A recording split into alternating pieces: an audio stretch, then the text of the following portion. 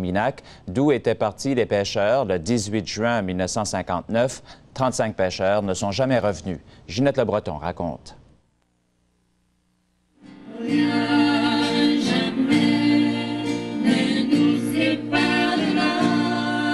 Sous un ciel radieux, des familles entières sont venues de partout afin de commémorer les 35 pêcheurs de saumon de la région qui ont péri en mer il y a 40 ans.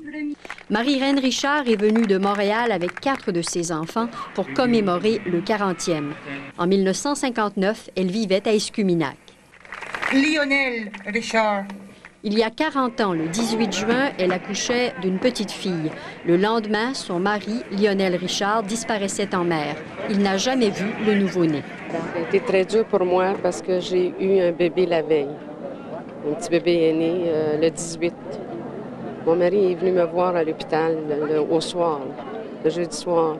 Et puis je lui disais, ben va pêcher ce soir-là, le lendemain. Et puis il est sorti le vendredi, puis je ne l'ai jamais revu. J'avais 5 enfants. Mon plus vieux avait 4 ans et demi, 3 ans, 2 ans, 1 an, puis un petit bébé d'une journée.